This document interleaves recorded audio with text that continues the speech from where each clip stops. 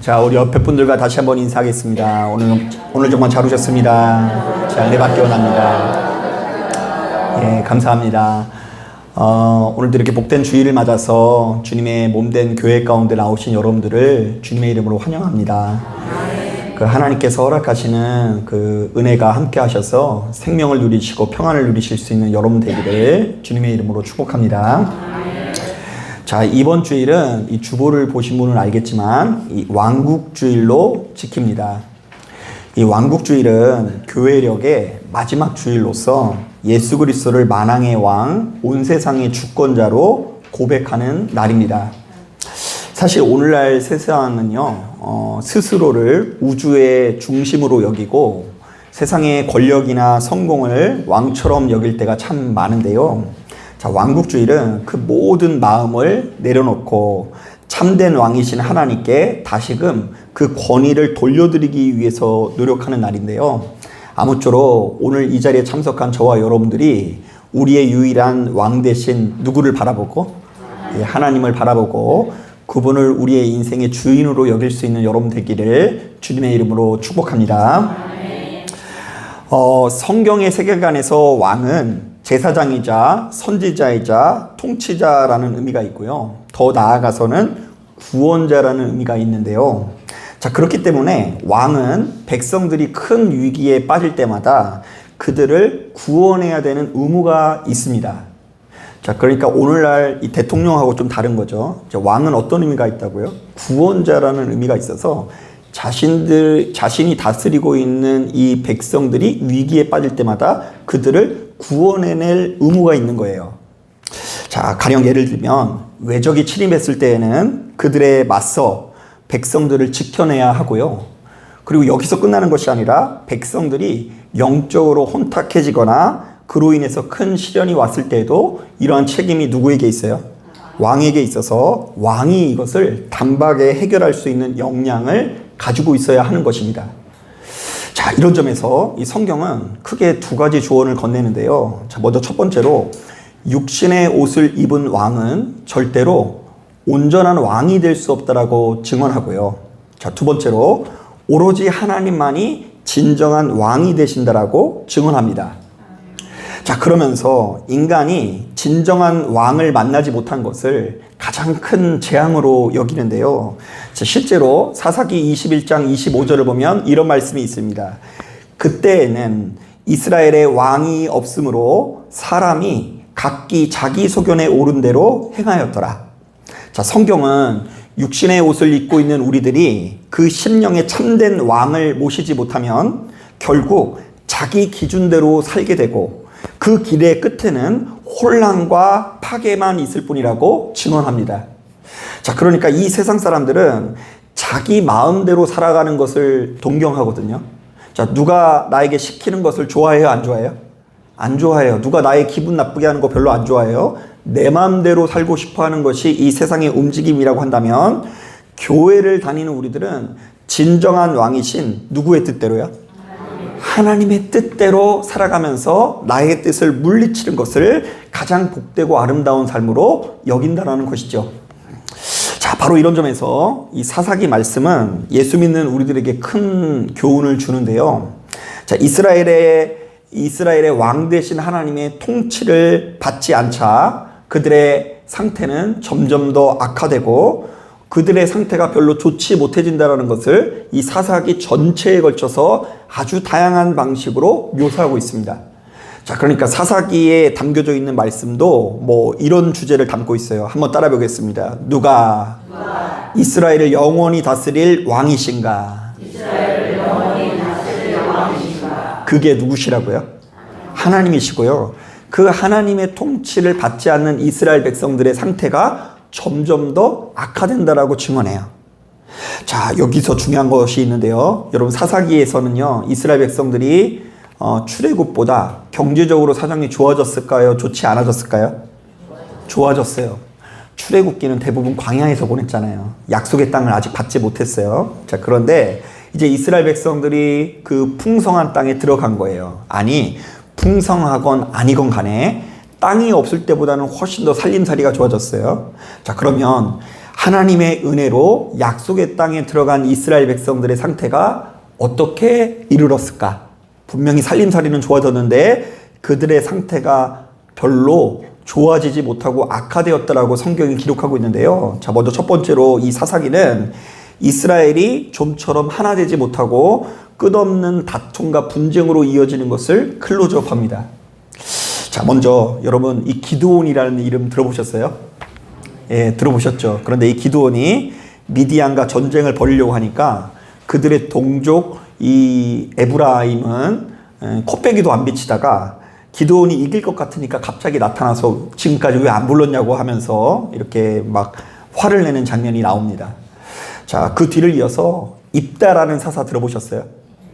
예, 여러분 이 성경을 제가 막 언급을 했을 때 조금 떠오를 정도는 성경을 읽으셔야 됩니다. 그 입다라는 사사가 있는데 이 입다가 암몬 사람과 전쟁을 치를 때도 이번에도 에브라임이 똑같이 기회주의적인 모습을 보입니다.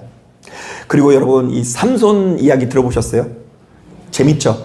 그 머리털 자르면 힘을 잃어버리고 이 삼손 이야기를 보면 블레셋이 막 협박하니까 이 삼손이 소속되어져 있는 유다지파 사람들이 삼손을 잡아다가 넘기는 장면이 나옵니다. 자, 그러니까 그 유명한 유다지파가 블레셋의 앞잡이 역할을 한 것이 이 사사기에 나오는 거죠. 자, 이렇듯 이 사사기에는 이스라엘 백성들이 연합하지 못하고 사분 오열되는 장면이 한가득 담겨져 있는데요. 자, 그렇다 보니 여러분들이 눈치를 채셨을지 모르겠지만 그 면면을 보면 가면 갈수록 평화와 반평화의 시간이 역전됩니다. 자, 가령 예를 들면 온니엘 때는 구산 리사다임으로부터 8년간 압제를 당하다가 승리한 이후에 40년간 평화를 누려요. 자, 여러분 이 숫자를 잘 기억하셔야 돼요. 그러니까 구산 리사다임이라는 이 대적으로부터 몇 년간 압제를 당했다고요? 8년을 압제를 당하고 평화는 몇 년 누려요? 40년을 누리는데 이게 삼손 때에는요 블레셋으로부터 40년간 압제를 당하다가 그 뒤로부터 겨우 20년간 평화를 누리게 됩니다. 그래서 이 같은 흐름이 이제 열왕기 상하를 보면요 더 이어져서 평화를 누리는 시간이 별로 없어요. 그런데 이 모든 것들이 다시 성경의 언어로 무엇을 이야기하냐면요, 하나님의 통치를 받지 않는 이스라엘의 상태가 나름대로 이런저런 노력을 했음에도 불구하고 더 좋아지지 않았다는 걸 이야기해요. 얘네들이 살아보려고 이런저런 열강에 많이 붙거든요. 아수르한테도 붙고 애굽한테도 붙었는데 그런 노력에도 불구하고 왕 대신 하나님의 통치를 받지 않는 이스라엘의 삶은 망한다. 자, 이것을 여러분들에게도 적용할 수 있죠. 나름 잘 살아보려고 이것저것 막 노력을 해봤어요.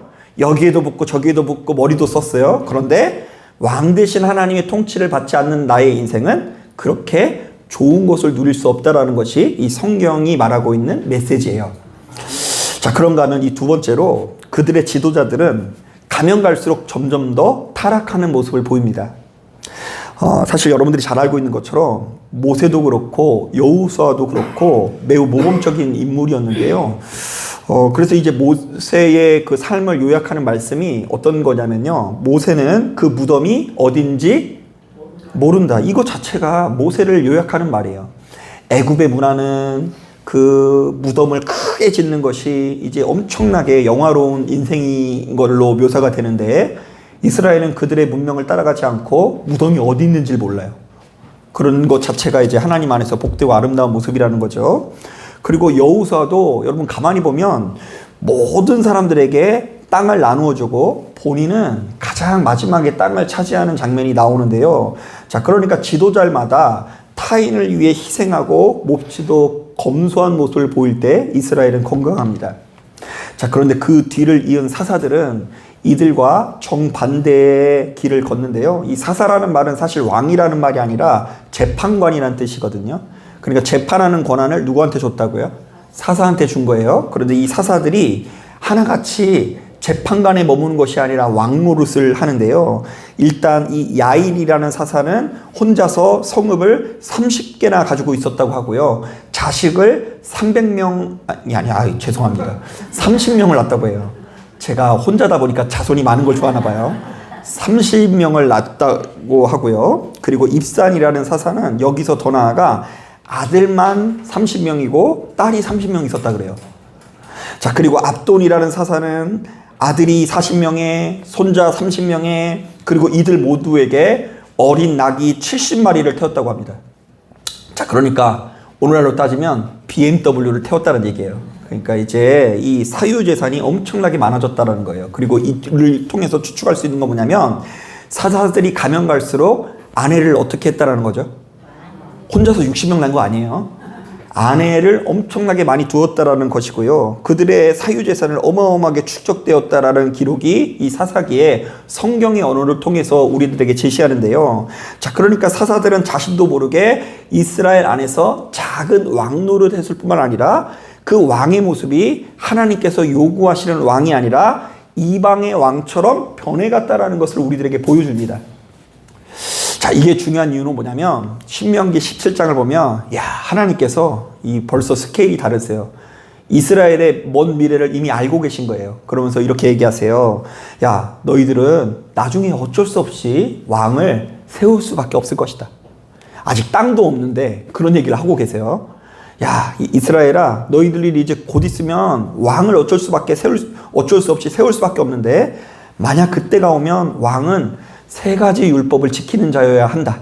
첫째, 이스라엘의 왕은 아내를 많이 두지 말라. 둘째, 이스라엘의 왕은 말을 많이 가지지 말라. 이스라엘의 왕은 금을 갖지 말라. 그런데 사사들은 이미 이스라엘 안에서 이 3가지를 다 어겨버리는데요. 이것도 역시 이스라엘의 지도자들이 시간이 지나면 지날수록 왕 대신 하나님의 통치를 따르지 않고 자기 자신의 본성대로 살아가는 것을 우리들에게 드러내는 것입니다. 그래서 이제 이 사사기 때는 그래도 좀 나요. 나중에 솔로몬은 아내가 1000명이었어요. 놀라시질 않네요. 그러니까 이게 그냥 솔로몬이 이상했다 이런 얘기를 하는 게 아니라 이 성경의 언어를 따졌을 때는 이 사사기 때부터 이스라엘 백성들이 하나님을 따르지 않았고 그 따르지 않는 정도가 이 왕들이 세워진 시기에는 더욱더 심각해졌다라는 표현이에요. 자, 바로 이런 흐름 속에서 오늘 우리가 읽은 본문은 차마 눈 뜨고 볼 수 없는 엽기적인 장면들이 연속으로 나옵니다. 여러분, 오늘 이 말씀 이게 무슨 말인지 모르겠죠? 이거 제가 한번 풀어볼게요. 자, 이 말은요, 여기에 남겨있는 말씀은요, 사람이 하나님의 개입 없이 자기 소견에 옳은 대로 살면 어디까지 망가질 수 있느냐의 문제를 다루고 있습니다. 자, 여러분, 우리가 교회를 다닌 것 같아도 하나님께 지배를 받지 않으면 우리가 어디까지 망가질 수 있다고요? 밑바닥에 지하실 밑에 밑바닥까지 떨어질 수 있다는 것이 드러나요. 자, 여러분, 이게 무슨 말일까? 그 줄거리를 요약하자면 이렇습니다. 먼저 여러분 19장 2절을 보니까 레위인이 첩을 드리는데요. 참 황당하게도 그 첩이 행음하다가 친정으로 도피합니다. 자, 지금 그러니까 누가 바람을 폈어요? 남자가 폈어요? 여자가 폈어요? 여자가 폈죠. 사실 당시만 하더라도 여자가 간음하는 것은 사형에 해당되는 중범죄였지만 율법을 누구보다 수호해야 되는 레위인은 이 율법을 외면한 채 아내에게 몹시도 다정한 모습을 보였다고 합니다. 자, 이때 이 다정함은 아내를 향한 사랑을 말하는 게 아니라 죄에 대한 허용을 말합니다. 자, 아내가 아무리 이뻐도 율법을 어겼으면 어떻게 해야 돼요? 너무 여러분 여자분들 인상 쓰시는데 남편분이 그러면은 오늘날을 하고 좀 다른 이야기예요. 이 사사기가 쓰여진 시기에는 이 사사기를 쓰고 있는 이 기자의 그 원리로는 이제 율법을 어긴 사람 죽여야 돼요. 그런데 그 아내에게 다정한 모습을 보이고요. 심지어 그 친정으로 간 아내한테 가서 자기와 함께 돌아가자고 애원을 합니다. 선물을 주고 애원을 합니다. 자, 이것은 레위인이 하나님의 뜻은 조금도 염두하지 않고 자기 소견에 옳은 대로 행한 것을 고발하는 것이죠. 자, 그러다가 큰 사건이 벌어지게 되는데요.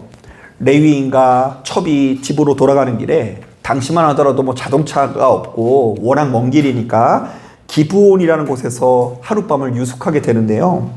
그 지역의 불량배들이 집주인에게 협박을 하는 것입니다. 자신들이 레위인을 강간하고 싶으니 그를 끌어내라고 요구를 합니다. 자, 그러자 여러 가지 과정을 거쳐서 생명의 위협을 느낀 이 레위인은 결국 자신의 첩을 그들에게 내어주게 되고요. 이로 인해 밤새도록 학대를 당한 레위인의 첩은 새벽 미명에 문 앞에서 죽음을 맞이하게 됩니다.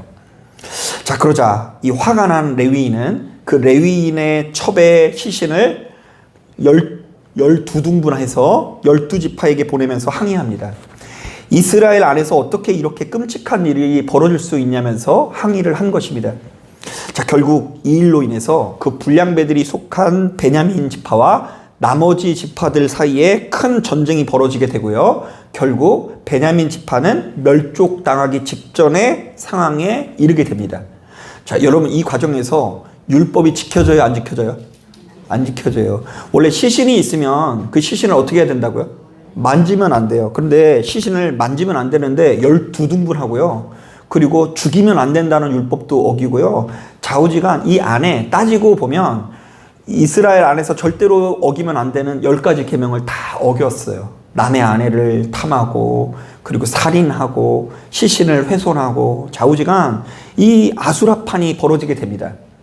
자, 그런데 어찌됐건 간에 이런 이 개인적인 문제로 인해서 이스라엘 12지파가 싸워가지고 이제 한 지파가 멸족하게 된 거예요. 자, 그러니까 정신을 차리고 보니까 얘네들이 위기의식을 느낍니다.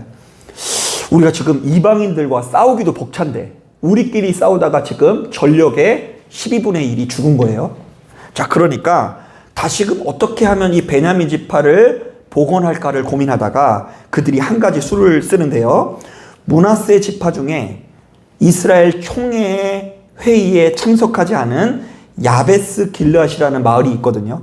그래서 바로 그 성읍에 쳐들어가서 젊은 여자 400명을 제외하고 모조리 다 죽여버립니다. 좀 이상하죠? 이거 해결책 맞아요? 아니, 베냐민을 복원하겠다고 해가지고 뭐 여자를 구하겠다는 건 알겠는데 그 여자 빼고 여자들 400명 빼고 모조리 다 죽여버려요.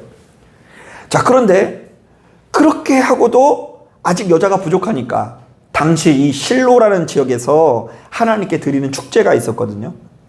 축제 때 나와서 춤추는 여자 200명을 납치해서 베냐민에게 줍니다. 그러니까 600명의 여자들을 어떻게 했다고요? 납치해가지고 보쌈해가지고 바치게 된 거죠. 자, 그러니까 이건 뭐냐면요, 베냐민 지파가 레위인의 첩에게 행한 행동도 나쁜 짓이지만 나머지 지파가 행한 짓도 베냐민과 크게 다르지 않았다라는 것이고요. 또한 지금 이스라엘 백성들은 완전히 아수라판이 되어서 누가 더 악한지를 대결하는 모양새라는 것입니다. 그래서 여러분, 제발 집에 가서 한번 관심 있게 한번 봐보세요. 여러분, 창세기 19장 4절부터 11절을 보면 소돔과 고모라 이야기가 나와요. 기억나세요? 네. 그 19장에 보면 소돔과 고모라 가보면 거기에 이제 하나님의 사자가 방문했는데 거기에 이제 불량배들이 끄집어내라, 우리가 관계를 맺어야 되겠다 하는 장면이 있거든요. 거기랑 오늘 우리가 읽은 이 사사기 19장 22절부터 30절의 내용이 정확하게 일치를 합니다. 그러니까 하나님의 사자가 방문했을 때 소돔과 고모라가 보인 태도가 오늘 본문에 담겨져 있는 불량배들이 보인 태도였던 거예요. 자, 여기에 담긴 메시지는 너무나 분명한데요. 자, 한번 따라 보겠습니다. 가나안 땅은 결국 소돔과 고모라처럼 되었다. 이스라엘 백성들은 바로 이 사사기가 시작되기 전에 하나님으로부터 무엇을 받았다고요? 땅을 받았잖아요. 여러분, 땅 받고 싶으세요? 이왕이면 강남 받기를 예, 여러분 하나님께서 여러분들에게 땅 주시면 좋을 것 같아요. 그것도 가나안 땅을 주시면 좋겠고, 이왕이면 여러분들이 잘 살고 풍요로워졌으면 좋겠어요. 그런데 그것으로 인해서 여러분들이 만약 소돔과 고모라처럼 변한다고 한다면 그것은 더 이상 축복이 아니라는 말씀을 전하는 거예요. 자, 그러면서 이 본문 안에 크게 세 가지 메시지가 담겨져 있습니다. 첫째, 하나님께서 이스라엘 백성들에게 진짜 주시고자 했었던 축복은 땅이 아니라 하나님의 뜻이었다. 땅 받는 삶이 아름다운 것이 아니라 하나님 뜻대로 살아가는 삶이 아름다운 것이다. 이거 못 믿는 눈치예요. 이거 다 믿어주셔야 돼요. 지금 돈이 없어서 문제지, 돈이 있어 보면 돈의 문제가 아니라 하나님의 뜻의 문제가 인간을 영화롭게 한다. 자, 둘째, 하나님의 뜻을 따르지 않는 이스라엘은 세상 그 어떤 민족보다 악한 민족이 될 수 있다. 우리가 교회를 다닌 것 같아도 하나님의 뜻을 따르지 않으면 우리 가정이 세상의 가정보다 더 악한 모습일 수도 있다. 추한 모습일 수 있다. 우리는 교회 다니는 것에 의미를 부여하지만 사실은 세상 사람들이 우리보다 더욱더 화목하고 아름다운 가정을 꾸릴 수도 있다. 그러니 너희는 하나님의 뜻을 따르기 위해서 노력하라. 세 번째로 벌써 말해버렸네요. 하나님의 통치를 받기 위해서 노력하라. 하나님의 뜻을 따르기 위해 노력하라. 결국 여러분 이 모든 걸 종합해 볼 때 결국 신앙생활의 정수는요, 너무나 연약하고 어리석은 내 자신의 자아를 날마다 부인하고 지극히 높으신 하나님의 높으신 뜻을 따르는 것에 있는데요. 그러니까 예수 믿는 우리들은 내 자신의 안목과 감정과 지금 이 순간의 태도를 넘어서 영원하신 하나님께서 내게 요구하시는 가치와 삶을 추구할 수 있어야 한다는 것입니다. 그래서 오늘 예배에 오신 이유는 나를 이기기 위해서, 내 감정을 넘어서기 위해서 오신 거예요. 여러분 혹시 어젯밤에 그 좋지 못한 감정에 사로잡혀서 지금 울상을 하고 오신 분 계세요? 벗어나야 될 줄로 믿습니다. 그거 별거 아니에요. 그거 벗어서 하나님의 높으신 뜻에 따를 때에 우리가 진정한 약속의 땅을 누릴 수 있다는 것입니다. 자, 바로 이런 점에서 성경은 거듭해서 이 땅에 오신 예수를 가리켜 진정한 왕의 탄생으로 묘사하고 있는데요. 자, 이것은 예수께서 여타의 세상의 왕과는 달리 성도는 정말로 그분의 뜻을 따를 때에, 그분의 통치를 받을 때에 비로소 생명을 누릴 수 있다는 것입니다.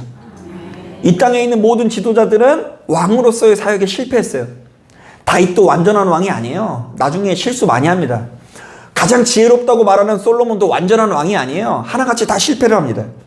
자, 그러므로 이 땅에 있는 모든 왕은 다 실패했지만 온전한 왕은 누구밖에 없다고요?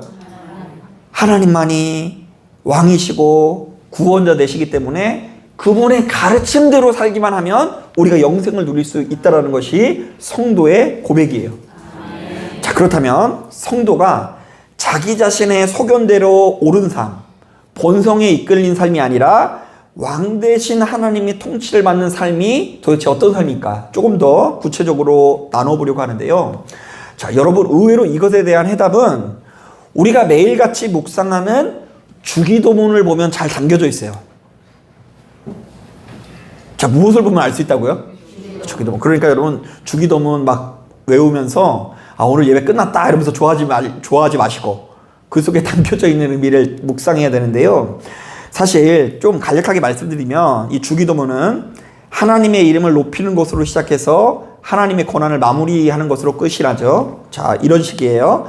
하늘에 계신 아버지의 이름이 갈수록 높아지길 바랍니다. 자, 이렇게 시작해서 이 세상의 모든 나라와 권세와 영광이 다 아버지의 것입니다. 자, 그런데 이게 우리들에게 생소할지 모르겠지만 이것 자체가 왕의 통치를 받는 백성들이 자신을 다스리는 왕에게 바치는 찬미가의 형식을 따르고 있다고 합니다. 자, 그러니까 주기도문은 왕에게 드리는 백성들의 찬미예요. 왕은 이렇게 위대하십니다라는 목적으로 기도를 하는 거예요.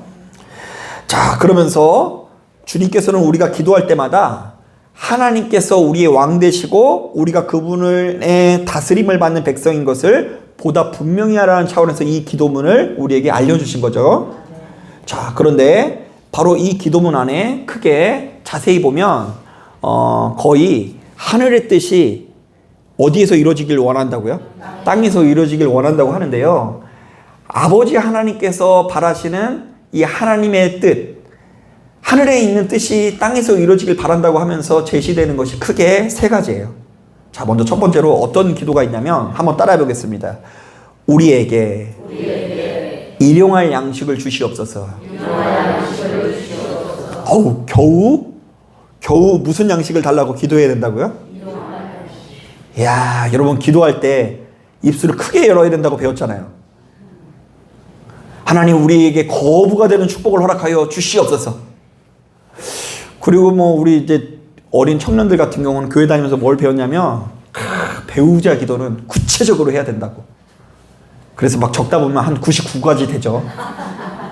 그래서 이제 시집을 못 가는 경우가 많습니다.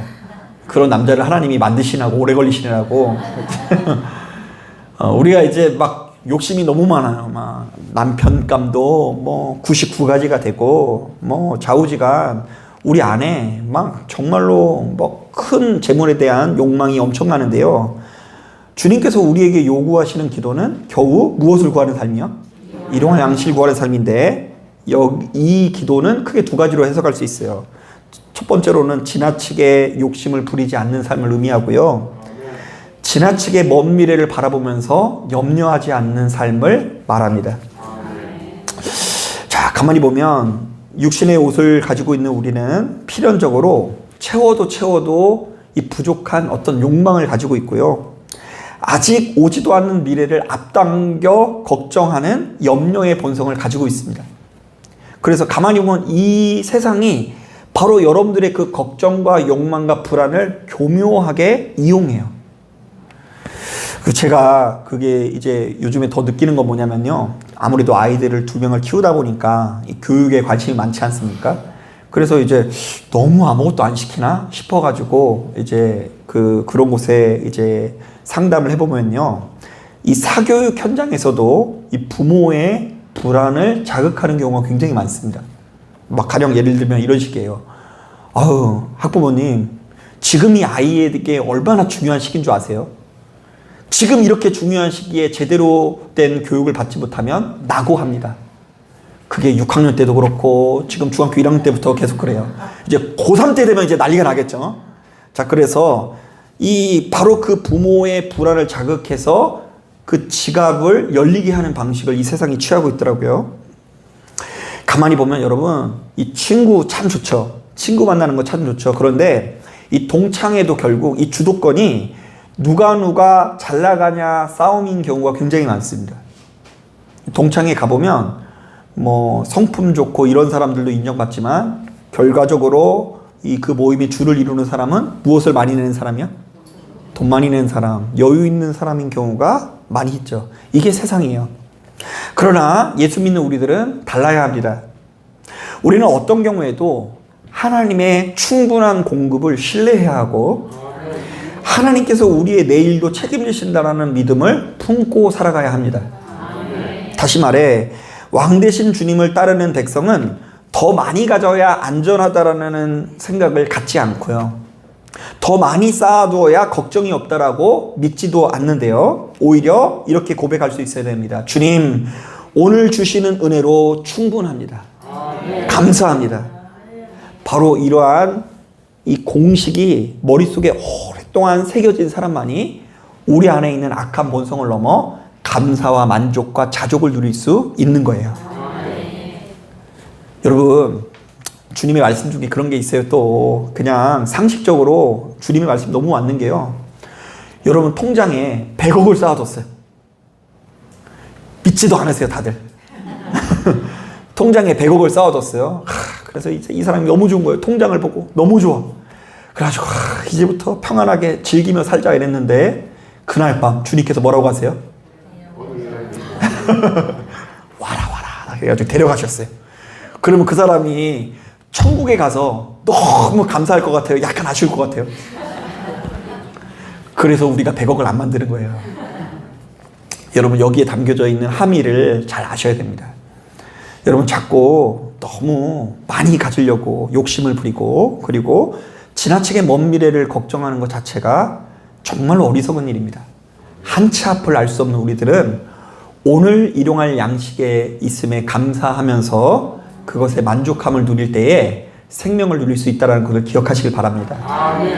저도 잘 못하지만 그것을 바라보면서 하나님께 나아가는 거예요. 자, 그런가 하면 두 번째로 이 주기도문을 보면 이런 말씀이 있어요. 우리가 우리에게 죄 지은 사람을 용서해 준 것처럼 우리 죄를 용서해 주소서. 이 말은 내가 다른 사람을 용서하는 것을 보시고 이 모습의 열매를 가지고 하나님께서도 나를 용서하여 주옵소서 이런 말이기도 하고요. 또 두 번째로 하나님께서 나를 용서해 주셨으니 나도 역시 그 은혜를 가지고 타인을 어떻게 해야 된다고요? 용서해 줘야 된다는 말이기도 해요. 자, 여러분 여기에는요 이런 의미가 담겨 있는데요. 우리도 역시 교회를 나와서 열심히 아름답게 신앙생활 하는 것 같아도 나도 역시 하나님께 끝없는 용서를 받아야 되는 존재라는 고백이 담겨져 있고요. 또한 그 용서를 받은 만큼 우리도 역시 끝없이 용서하는 삶을 살아야 한다는 요청으로 해석해 볼 수도 있습니다. 여러분, 육신을 가진 우리들은 필연적으로 한 가지를 인정해야 되는데요. 나는 얼마든지 누군가에게 상처를 줄 수도 있고 받을 수도 있는 존재라는 것을 알아야 돼요. 뭐 믿음이 좋으니까 나는 상처를 안 줘? 아니에요. 우리는 필연적으로 누군가에게 상처를 준다, 안 준다? 준다. 심지어 그 상처를 받는다, 안 받는다? 받는다. 그래서 가만히 보면요, 이 세상은 보복의 악순환 가운데 마음이 병들고 이로 인해서 큰 다툼과 분쟁이 이어져서 고통이 찾아오는 경우가 많이 있습니다. 서로 보복하는 인생이에요. 그 여러분 조심하세요. 오늘 나에게 안 좋은 말을 하는 사람이 있죠. 그 사람 일주일 전에 뭔가 여러분들한테 기분 나빠가지고 칼을 갈고 하다가 결정적인 순간에 한번 탁 찌르는데요. 또 그것이 이제 또 나도 묵히고 있다가 한 달 뒤에 보복을 한다, 안 한다? 할 수 있고, 그 사람은 더 큰 보복으로 다가오게 되고, 그러니까 굳이 뭐 칼만 휘두르는 것이 보복이 아니라 우리의 말도 이 보복일 수 있어요. 좌우지간 가정이든 직장이든 그렇기 때문에 가장 힘든 것은 미운 사람 때문입니다. 여러분 2025년 한 해 동안 여러 가지 문제로 인해서 우리들이 힘들었지만 결국 가장 힘든 것은 미운 사람 때문이에요. 사람으로 인해서 고통스럽고 사람 때문에 직장 생활이 힘든 경우가 많아요. 그러나 주님의 은혜를 경험한 우리는 바로 이러한 보복의 악순환을 끊고 이전과는 다른 삶을 살아야 됩니다. 자, 우리는 하나님께로부터 끝없는 용서를 받고 경험하는 사람으로서 그런 요청을 할 때마다 나도 역시 주변의 많은 사람들을 끝없이 용서해야 되는 존재인 것을 떠올려야 합니다. 여러분, 회개하는 기도를 날마다 해야 된다는 얘기 들어보셨어요? 그런데 그 기도를 할 때마다 내 죄에 집중해서 용서해달라는 것을 기억하는 것이 아니라 내가 그렇게 하나님께 도우심을 요청하면서 용서해달라는 고백을 하는 만큼 주변의 많은 사람들의 죄를 어떻게 해야 된다고요? 용서하는 존재여야 된다는 것을 떠올려야 한다는 거예요. 그러므로 왕 대신 주님의 통치를 받는 백성은 도리어 이렇게 고백할 수밖에 없습니다. 한번 따라해 보겠습니다. 주님, 제가 먼저 용서받은 사람입니다. 저 또한 용서하게 하옵소서. 예, 여러분 오늘 말씀 듣고 가정에 가서 과감하게 용서해 주세요. 그 사람 이뻐서 용서해 달라는 게 아니라 누구 때문에? 예, 왕 대신 하나님의 통치 때문에 용서해 주세요. 그러면 그 용서해 준 것에 대한 열매는 다 누가 누린다고요? 내가 누릴 수 있음을 기억하셔야 될 줄로 믿습니다. 자, 그리고 세 번째로 이런 기도가 있어요. 우리를 유혹에 빠지지 않게 하시고 악에게 승리하도록 도우소서. 자, 이 기도문도 크게 두 가지로 해석을 해야 되는데요. 먼저 첫 번째로 우리가 언제든지 유혹에 넘어갈 수 있는 연약한 존재라는 고백으로 해석을 해야 돼요. 자꾸 이제 믿음이 좋아져서 자기는 안 그런 줄 아는데 우리도 역시 얼마든지 유혹에 넘어갈 수 있다, 없다? 있다. 자, 그렇기 때문에 우리는 모든 순간 주님께 붙어 있을 때 악을 이길 수 있다라는 요청으로 해석할 수 있어야 돼요. 자, 나 혼자서는 살 수 없고 누구한테 도우심을 끊임없이 요청해야 된다고요? 하나님께 도우심을 요청해야 돼요.